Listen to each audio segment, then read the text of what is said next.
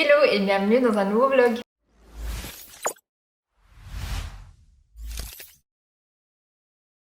Aujourd'hui, on est le mercredi 2 novembre, il est exactement 15h31 et à 16h j'ai un rendez-vous téléphonique. Mais je voulais quand même prendre la caméra pour vous parler un peu de Dancehall Cosmetics. D'ailleurs, si vous n'êtes toujours pas abonné à la newsletter, je vous mets le lien en barre d'informations pour vous inscrire, pour être les premiers au courant du premier lancement avec une petite surprise en prime. Mais aujourd'hui, je voulais vous parler de quelque chose de très important, en tout cas pour moi, et j'ai vraiment besoin de votre avis et de votre aide. Donc on va revenir un peu en arrière dans les années. Quand je me suis mise en tête de lancer Dancehall Cosmetics, la première chose que j'ai faite, c'est faire mes recherches pour trouver un laboratoire. Parce que l'objectif premier était vraiment de lancer des cosmétiques naturels et bio. Et donc, j'ai commencé à chercher un laboratoire. Full service, en gros, c'est quoi? C'est eux qui s'occupent de tous les processus de création de ton cosmétique, donc des ingrédients, de la formulation. Ils s'occupent également de la création de l'étiquette. Ils te fournissent également les contenants. Ils mettent, par exemple, si c'est une crème, directement dans le contenant. Ils les emballent et ils te les envoient. En gros, ils font vraiment tout. C'est ça un full service. Donc moi, à la base, c'est ce que je voulais vraiment avoir. Et au fur et à mesure du temps, je me rends compte que ça devient vraiment très difficile de trouver ce que je veux.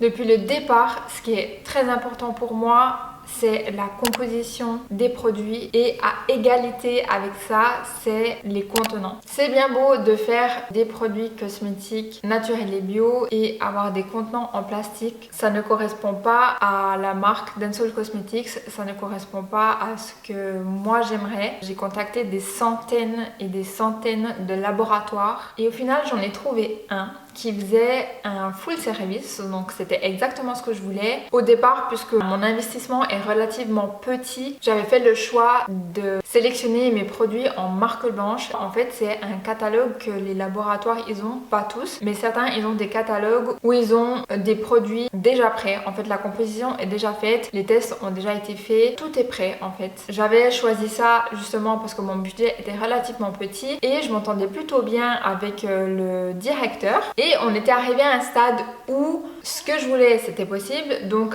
avoir des cosmétiques naturels et bio certifiables Cosmos Organic. Ils avaient également accepté mon choix d'avoir des contenants en verre ou en aluminium. Donc jusque là, tout va bien. Quand tout d'un coup, quand je leur ai dit ok, on peut commencer à régler tout ce qui est administratif, le temps de débloquer l'argent de la banque. Et là, par le Saint-Esprit, il me dit clairement que les contenants que j'avais choisis, donc je les avais déjà choisis par rapport à ce qu'il m'avait montré et moi par rapport à ce que je lui avais envoyé comme exemple, tout d'un coup il me dit que les contenants en verre et en alu, ce n'est plus possible, que je dois me rabattre sur des contenants en plastique qui ne sont bien évidemment pas recyclés. Franchement maintenant ça me fait rire, mais honnêtement tout était prêt pour moi de mon côté et j'avais déjà plein d'idées en tête pour le lancement, le marketing, etc.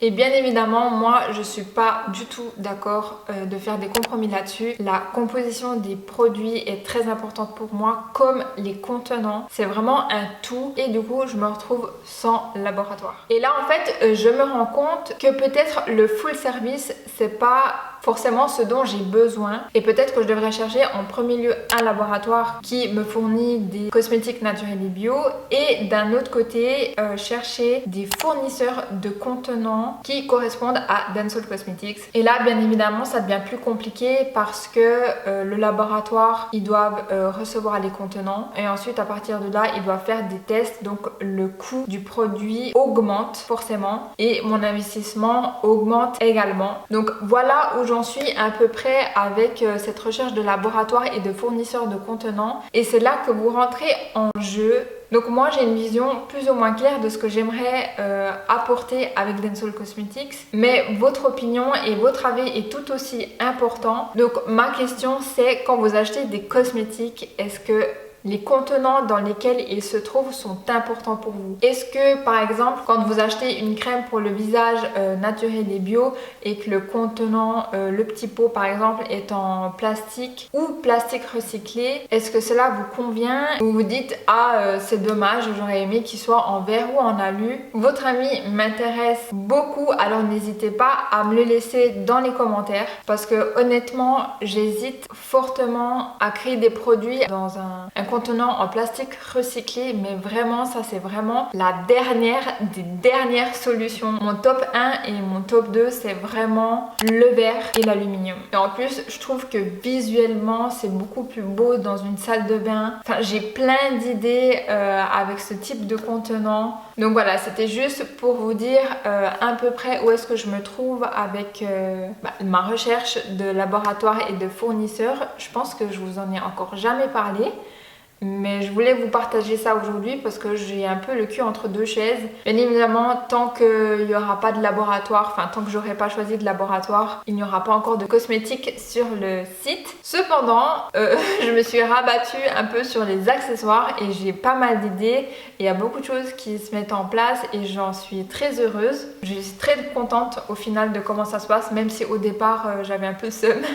Mais voilà, actuellement je suis en contact avec un laboratoire qui d'ailleurs sont très gentils et ils ont été tellement adorables qu'ils m'ont donné une liste de fournisseurs de contenants avec qui ils travaillent. Donc franchement je suis trop contente qu'ils me l'aient envoyé. On croise les doigts pour que je trouve le bonheur dans cette liste. Donc voilà ce que je voulais vous dire en tout cas pour aujourd'hui. Ça me ferait vraiment très plaisir d'avoir votre avis, votre commentaire sur le sujet. Hello, aujourd'hui on est le mercredi 30 novembre, ça fait longtemps que je vous ai pas pris avec moi, mais là je reprends les vlogs et avec ma toute nouvelle caméra, je suis trop contente. Dites-moi qu'est-ce que vous en pensez, si vous voyez une différence ou pas, mais à mon avis oui, parce qu'avant je filmais avec le téléphone. Donc j'ai beaucoup de choses à vous dire. La première chose, faites pas attention à mes cheveux, je dois aller chez le coiffeur demain et j'ai pas l'intention de les laver d'ici là, donc ils vont rester comme ça pour aujourd'hui.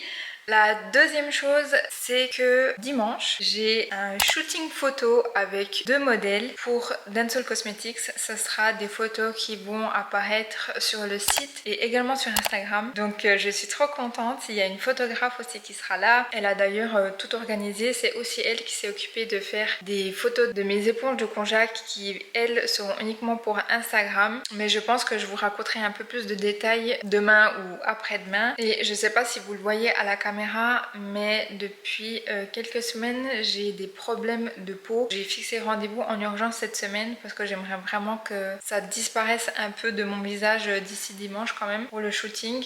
Qu'est-ce que je voulais vous dire d'autre? Donc oui, demain j'ai rendez-vous donc chez le dermato et chez le coiffeur. Je pense que je vais vous emmener avec moi, en tout cas chez le coiffeur. Et puis dimanche on a le shooting photo, donc il est évident que je vous prends avec moi aussi. Donc on a une semaine plutôt cool en perspective, je suis très contente, mais aussi très stressée. C'est la première fois que je vais faire un shooting, qu'on va moi aussi me prendre en photo, mais en plus je dois aussi valider les shoots, donner mes directives, m'occuper aussi des modèles pour tout ce qui est le make-up, la coiffure et diriger un peu ces quelques heures de shoot. Mais en même temps j'aimerais aussi profiter du moment parce que c'est la première fois, j'ai envie d'avoir des souvenirs aussi. Donc voilà, je devrais avoir plusieurs casquettes de chef d'entreprise, direction artistique, etc. Donc ça va être vraiment trop cool. Franchement j'ai hâte, mais je suis vraiment très stressée. Donc ça fait quelques jours que je prépare ça. Des choses que j'aimerais vraiment pas oublier, comme par exemple bien accueillir les personnes. Je sais que j'ai déjà eu contact avec la photographe, donc là on se connaît un tout petit peu, mais j'ai pas encore eu l'occasion de voir la modèle. Il y a aussi ma cousine qui va participer, donc ça c'est la famille, mais quand même j'aimerais vraiment les accueillir correctement, leur offrir aussi un petit cadeau et voilà, faire bonne impression. Donc voilà un peu où j'en suis. Je viens tout juste de tilter parce que j'ai reçu un mail qu'en fait on est le 1er décembre et que je peux ouvrir mon calendrier de l'Avent. Je suis trop contente. Alors cette année j'ai pris le calendrier de l'Avent de chez Aromazone. D'ailleurs je vais vous montrer tout de suite. Voilà à quoi il ressemble et je vais ouvrir la première case avec vous. Donc voilà à quoi il ressemble une fois ouvert. Je trouve qu'il est vraiment trop beau. Ce que je vois ici derrière, en fait il y a noté que ce que vous pouvez retrouver là-dedans, mais honnêtement j'ai pas envie de le lire parce que j'aimerais avoir la surprise. Donc je vais ouvrir la première case.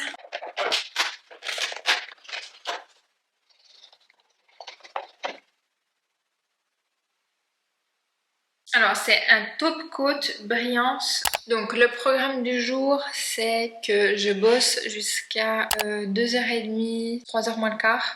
Ensuite, j'ai directement rendez-vous chez le dermato. Je vais vous parler de mes problèmes de peau que je subis en ce moment. Mais je veux juste avoir la confirmation du médecin avant de vous en parler. Et puis ensuite, je vais chez le coiffeur. Je suis trop contente. Je vais vous expliquer un peu comment ça s'est passé cette histoire de photographe.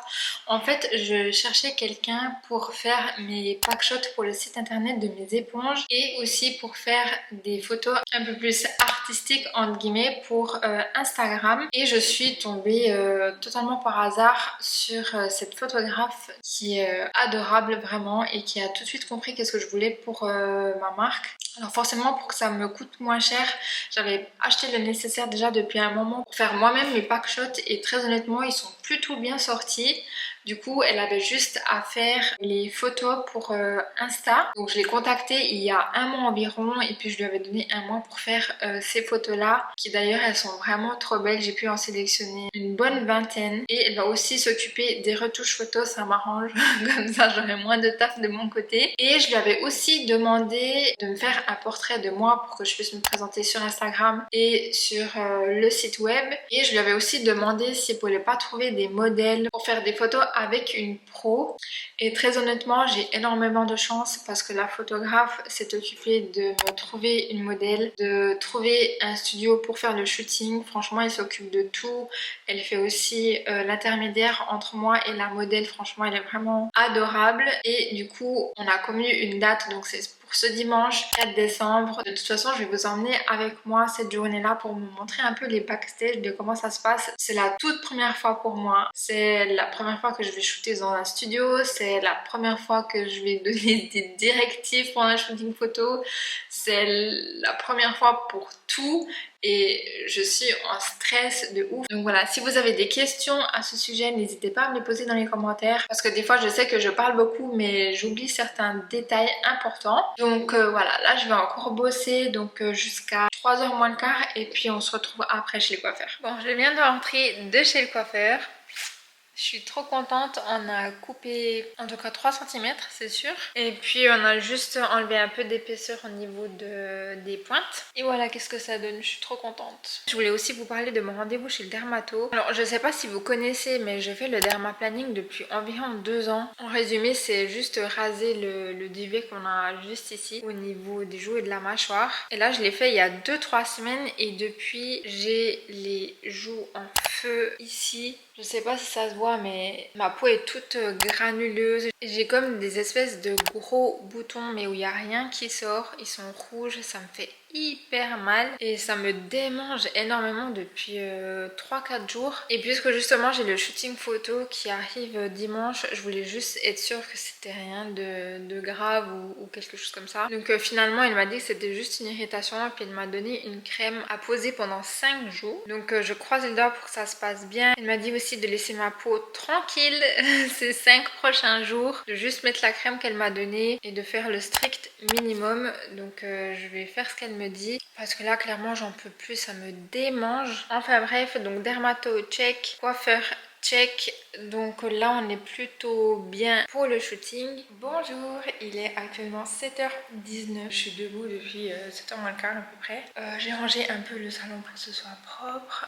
Maintenant je dois juste attaquer la cuisine avant qu'elles arrivent, elles vont arriver à 8h, donc la maquilleuse et ma cousine. Là mon chéri, je lui ai demandé d'aller récupérer le petit déjeuner, donc il va prendre les croissants et le jus de fruits. Là au niveau de ma peau, franchement on est plutôt bien. La crème qu'elle m'a donnée, elle est vraiment super. Tout ce qui me dérange maintenant en fait c'est le côté rugueux et sec de ma peau. Là j'ai juste mis une crème hydratante au pH neutre. J'ai rien mis d'autre. Ça fait des jours que je mets rien sur ma peau. Mais elle va nettement mieux. J'ai plus de démangeaisons. Et je n'ai plus du tout de rougeur. Donc c'est nickel. Donc là je vais attaquer encore un peu le ménage, la cuisine pour que tout soit propre et rangé avant qu'elles arrivent, préparer la table pour le petit déjeuner et aussi leur mettre leur petit cadeau.